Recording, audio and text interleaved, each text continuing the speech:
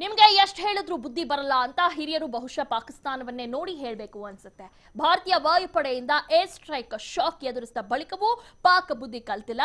ಗಡಿಯಲ್ಲಿ ಮತ್ತೆ ತನ್ನ ನರಿ ಬುದ್ಧಿ ತೋರಿಸಿರುವ ಪಾಕಿಸ್ತಾನ 50 ಕಡೆ ಅಪ್ರಚೋದಿತ ಗುಂಡಿನ ದಾಳಿಯನ್ನ ನಡೆಸಿದೆ. ಜಮ್ಮು ಕಾಶ್ಮೀರದ ನೌಶೇರಾ, ಅಖನೂರ್ ಹಾಗೂ ಕೃಷ್ಣ ಘಾಟಿ ಸೆಕ್ಟರ್ಗಳಲ್ಲಿ ತನ್ನ ಪುಂಡಾಟವನ್ನ ಮೆರೆದಿದೆ. ಇನ್ನು ಪಾಕ್ ಪುಂಡಾಟಕ್ಕೆ ಭಾರತೀಯ ಸೇನೆ ಕೂಡ ತಕ್ಕ ಪ್ರತ್ಯುತ್ತರವನ್ನ ನೀಡಿದೆ. ಘಟನೆಯಲ್ಲಿ ಭಾರತೀಯ 5 ಸೈನಿಕರಿಗೆ ಸಣ್ಣ ಪುಟ್ಟ ಗಾಯಗಳಾಗಿದ್ದು ಗಡಿಯಲ್ಲಿ ಅಕ್ಷರಶಃ ಯುದ್ಧ ಪರಿಸ್ಥಿತಿ ನಿರ್ಮಾಣವಾಗಿದೆ. ಯಾವುದೇ ಪರಿಸ್ಥಿತಿ ಎದುರಿಸಲು ಸನ್ನದ್ಧವಾಗಿರುವ ಭಾರತೀಯ ಸೇನೆ ಗಡಿಯಲ್ಲಿ ಹೈ ಅಲರ್ಟ್ ಘೋಷಿಸಿದೆ.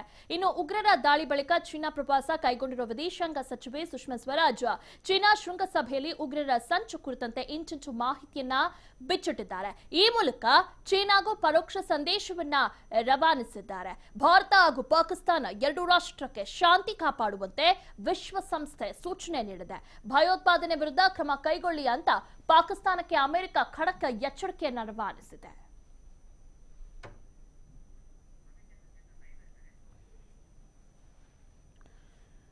ಓಕೆ, ಬಗ್ಗೆ ಹೆಚ್ಚಿನ ಮಾಹಿತಿಯನ್ನ ನೀಡ್ತಾರೆ ನಮ್ಮ ಪ್ರತಿನಿಧಿ ಸ್ವಾತಿ ಚಂದ್ರಶೇಖರ್. ಎಸ್ ಸ್ವಾತಿ, ನಿನ್ನೆ ಏನು ವಾಯುಸೇನೆ ಉಗ್ರರ ನೆಲೆಗಳ ಮೇಲೆ ದಾಳಿಯನ್ನ ನಡೆಸಿತ್ತು, ಇದಾದ ನಂತರ ಮತ್ತಷ್ಟು ಸರ್ಜಿಕಲ್ ಸ್ಟ್ರೈಕ್ ಆಗಬೇಕು ಅನ್ನೋದು ಇಡೀ ಭಾರತೀಯರ ಆಶಯ ಕೂಡ. ಅದು ನಡೆಸಬೇಕು, ಸಂಪೂರ್ಣವಾಗಿ ಉಗ್ರರನ್ನ ನಾಶ ಮಾಡಬೇಕು ಅನ್ನೋದು. ಸೊ ಇಸ್ ಇಟ್ ಪಾಸಿಬಲ್ ಮುಂದೆ ಆ ರೀತಿ ಇನ್ನಷ್ಟು ಸರ್ಜಿಕಲ್ ಸ್ಟ್ರೈಕ್ಸ್ ಅನ್ನೋದು ಪಾಸಿಬಿಲಿಟಿ ಇದೆಯಾ?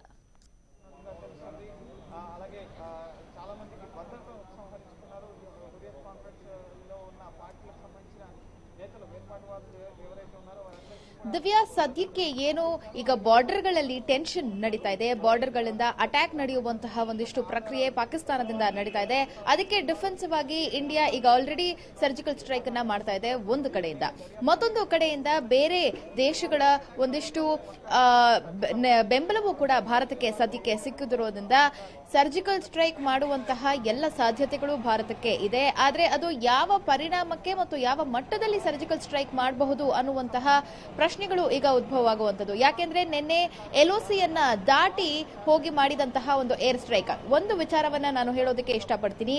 ಎಲ್ಒಸಿ ಅನ್ನೋದು ಅಪ್ಲೈ ಆಗೋದು ಕೇವಲ ಆರ್ಮಿಗೆ ಮಾತ್ರ, ಅದು ವಾಯುಸೇನೆ ಅಥವಾ ನೌಕಾಪಡೆಗೆ ಅಪ್ಲೈ ಆಗೋದಿಲ್ಲ. ಸೊ ಈ ಒಂದು ಆಧಾರದ ಮೇಲೆ ಪಾಕಿಸ್ತಾನದಲ್ಲಿ ಇರುವಂತಹ ಉಗ್ರ ಸಂಸ್ಥೆಗಳನ್ನ ಮಾತ್ರ ಟಾರ್ಗೆಟ್ ಮಾಡಿರುವಂತಹ ಭಾರತದ ಸೇನೆ ಮತ್ತು ಭಾರತ ಸರ್ಕಾರ ಅಲ್ಲಿರುವಂತಹ ಉಗ್ರ ಸಂಸ್ಥೆಗಳನ್ನ ಟಾರ್ಗೆಟ್ ಮಾಡಿದವೆ.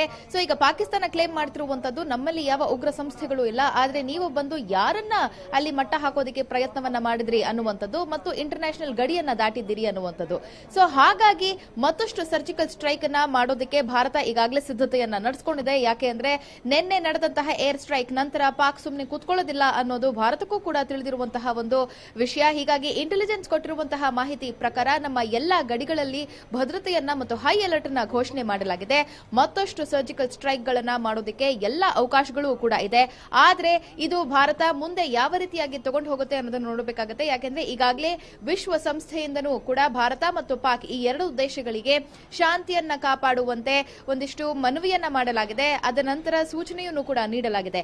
ವಿಶ್ವಸಂಸ್ಥೆ ಯಾವ ರೀತಿಯಾಗಿ ರಿಯಾಕ್ಟ್ ಆಗುತ್ತೆ, ತದನಂತರದಲ್ಲಿ ಭಾರತ ಇದಕ್ಕೆ ಯಾವ ರೀತಿಯಾಗಿ ಉತ್ತರವನ್ನ ಕೊಡುತ್ತೆ ಅನ್ನೋದನ್ನ ಕಾದು ನೋಡಬೇಕಾಗಿದೆ. ಬಟ್ ಒಂದಂತೂ ಸತ್ಯ, ಬಹುತೇಕ ದೇಶಗಳು ಈಗಾಗಲೇ ಭಾರತಕ್ಕೆ ಸಪೋರ್ಟ್ ಮಾಡ್ತಿರೋದಕ್ಕಾಗಿ ಸದ್ಯಕ್ಕೆ ಈ ಒಂದು ಸರ್ಜಿಕಲ್ ಸ್ಟ್ರೈಕ್ ಗಳನ್ನ ಪಾಕ್ ಏನಾದ್ರೂ ಒಂದು ಹೆಜ್ಜೆ ಮುಂದೆ ಇಟ್ರೆ ಭಾರತ 10 ಹೆಜ್ಜೆಯನ್ನ ಮುಂದೆ ಇಡೋದಕ್ಕೆ ಸಿದ್ಧವಾಗಿದೆ. ದಿವ್ಯಾ. ಓಕೆ ಸ್ವಾತಿ, ಈಗ ಪಾಕಿಸ್ತಾನಕ್ಕೆ ಒಂದು ಸಪೋರ್ಟಿವ್ ಅಂದ್ರೆ ಬರೀ ಚೈನಾ ಒಂದು ಬಿಟ್ರೆ ಇನ್ಯಾವ ದೇಶ ಕೂಡ ಅವರಿಗೆ ಸಪೋರ್ಟಿವ್ ಆಗಿಲ್ಲ. ಆದ್ರೆ ಭಾರತಕ್ಕೆ ಎಲ್ಲಾ ರಾಷ್ಟ್ರಗಳು ಒಂದು ಬೆಂಬಲ ಇದೆ. ಸೊ ಈ ನಿಟ್ಟಿನಲ್ಲಿ ಏನು ಸಚಿವೆ ಸುಷ್ಮಾ ಸ್ವರಾಜ್ ಅವರು ಚೀನಾ ಪ್ರವಾಸವನ್ನ ಕೈಗೊಂಡಿದ್ದಾರೆ. ಅಲ್ಲಿ ಪುಲ್ವಾಮಾದಲ್ಲಿ ನಡೆದ ದಾಳಿ ಆಗಿರ್ಬೋದು ಅಥವಾ ನಿನ್ನೆ ಏನು ವಾಯುಸೇನೆ ದಾಳಿ ಮಾಡಿತ್ತು ಅದು ಸಂಪೂರ್ಣವಾಗಿ ಇಂಚಿಂಚು ಮಾಹಿತಿಯನ್ನ ಕೂಡ ನೀಡಿದ್ದಾರೆ. ಸೊ ಇನ್ನು ಮುಂದಾದ್ರೂ ಚೀನಾ ಅವರ ಮನಸ್ಸು ಬದಲಾಗಬಹುದಾ, ಏನಾಗಬಹುದು?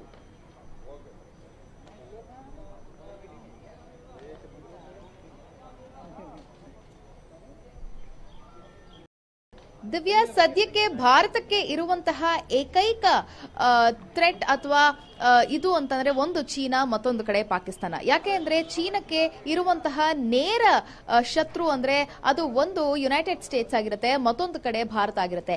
ಈಗ ಸದ್ಯಕ್ಕೆ ಒಂದಿಷ್ಟು ಇಂಟರ್ನ್ಯಾಷನಲ್ ರಿಲೇಷನ್ ಗಳನ್ನ ನಾವು ತೆಗೆದುಕೊಳ್ಳೋದಾದ್ರೆ ಭಾರತ ಮತ್ತು ಯುನೈಟೆಡ್ ಸ್ಟೇಟ್ಸ್ ಆಫ್ ಅಮೆರಿಕ ಈ ಎರಡು ಕೂಡ ಉತ್ತಮ ಸಂಬಂಧವನ್ನ ಸದ್ಯಕ್ಕೆ ಹೊಂದಿರುವಂತದ್ದು. ಮತ್ತು ಯುಎಸ್ ಕೂಡ ಈಗ ಪಾಕಿಸ್ತಾನಕ್ಕೆ ಹೇಳಿರುವಂತದ್ದು, ನೀವು ಟೆರರಿಸ್ಟ್ ಆಕ್ಟಿವಿಟೀಸ್ ನ ನಿಲ್ಲಿಸದೇ ಇದ್ದಲ್ಲಿ ನಾವು ನಿಮ್ಮ ಮೇಲೆ ಸ್ಯಾಂಕ್ಷನ್ಸ್ ನ ಹೇರಬೇಕಾಗತ್ತೆ ಅನ್ನುವಂಥದ್ದು. ಸೊ ಹೀಗಾಗಿ ಸದ್ಯಕ್ಕೆ ಚೈನಾ ಭಾರತಕ್ಕೆ ಸಪೋರ್ಟ್ ಮಾಡುತ್ತೆ ಅನ್ನುವಂತಹ ಯಾವ ನಂಬಿಕೆ ಭಾರತಕ್ಕೂ ಕೂಡ ಇಲ್ಲ. ಆದ್ರೆ ಒಂದಿಷ್ಟು ಬೈಲಾಟ್ರಲ್ ರಿಲೇಶನ್ಶಿಪ್ ಗಳನ್ನ ಮೇಂಟೈನ್ ಮಾಡೋದಕ್ಕೋಸ್ಕರ ಚೈನಾಗೆ ಹೋಗಿ ಇದರ ಬಗ್ಗೆ ಪುಲ್ವಾಮಾ ಅಟ್ಯಾಕ್ ಬಗ್ಗೆ ಮಾತಾಡುವಂತಹ ಪ್ರಯತ್ನ ಸುಷ್ಮಾ ಸ್ವರಾಜ್ ಮಾಡಿದ್ರು ಕೂಡ ಇದು ವ್ಯರ್ಥ ಪ್ರಯತ್ನ ಅನ್ನೋದು ಸುಷ್ಮಾ ಸ್ವರಾಜ್ಗೂ ಕೂಡ ಗೊತ್ತಿರುವಂತದ್ದು. ಯಾಕೆಂದ್ರೆ ನಿನ್ನೆ ಅಷ್ಟೇ ಒಂದು ರಿಪೋರ್ಟ್ ಹೊರಗಡೆ ಬಂದಿರುವಂತದ್ದು. ಪಾಕಿಸ್ತಾನದ ಫಾರಿನ್ ಸೆಕ್ರೆಟರಿ ಮತ್ತು ಚೈನಾದ ಫಾರಿನ್ ಸೆಕ್ರೆಟರಿ ಇಬ್ರು ಕೂಡ ಫೋನ್ ಮುಖೇನ ಮಾತಾಡಿರುವಂತದ್ದು ಮತ್ತು ಇದು ಸ್ಯಾಟಲೈಟ್ ನಲ್ಲಿ ಡಿಟೆಕ್ಟ್ ಆಗಿರುವಂತದ್ದು ಕೂಡ ಭಾರತಕ್ಕೆ ಗೊತ್ತಿರುವಂತಹ ರಿಪೋರ್ಟ್. ಸೊ ಹೀಗಾಗಿ ಇರುವಂತಹ ಸದ್ಯದ ಪರಿಸ್ಥಿತಿಯಲ್ಲಿ ಚೈನಾ ಭಾರತಕ್ಕೆ ಸಪೋರ್ಟ್ ಮಾಡುತ್ತೆ ಅನ್ನುವಂತಹ ಯಾವುದೇ ನಂಬಿಕೆ ಭಾರತಕ್ಕೆ ಇಲ್ಲ. ಆದ್ರೂ ಕೂಡ ಭಾರತ ತನ್ನ ಪ್ರಯತ್ನವನ್ನ ಚೈನಾ ಜೊತೆ ಶಾಂತಿಯನ್ನ ಕಾಪಾಡಿಕೊಳ್ಳೋದಕ್ಕೆ ಮತ್ತೆ ಬೇರೆ ರೀತಿಯಾಗಿ ನಮ್ಮ ಬೇರೆಯ ಹಿಮಾಲಯದ ಬಾರ್ಡರ್ಸ್ ಮೇಲೆ ಚೈನಾ ಅಟ್ಯಾಕ್ ಮಾಡದೇ ಇರೋ ರೀತಿ ಮನವಿಯನ್ನ ಮಾಡ್ಕೊಂಡಿದೆ. ಬಟ್ ಮುಂದೆ ಯಾವ ರೀತಿ ಆಗುತ್ತೆ ಅನ್ನೋದನ್ನ ನೋಡಬೇಕಾಗಿದೆ. ಬಟ್ ಪಾಕಿಸ್ತಾನ ಮತ್ತು ಚೈನಾ ಈ ಎರಡು ದೇಶಗಳ ಮಧ್ಯೆ ಭಾರತ ಒಂದಿಷ್ಟು ಎಚ್ಚರಿಕೆಯನ್ನ ವಹಿಸಿ ಎರಡು ಬಾರ್ಡರ್ಗಳ ಕಡೆ ಅಲರ್ಟ್ ನ ಘೋಷಣೆ ಮಾಡಿದೆ. ದಿವ್ಯಾ. ಓಕೆ ಸ್ವಾತಿ, ಧನ್ಯವಾದಗಳು ತಮ್ಮ ಮಾಹಿತಿಗಾಗಿ.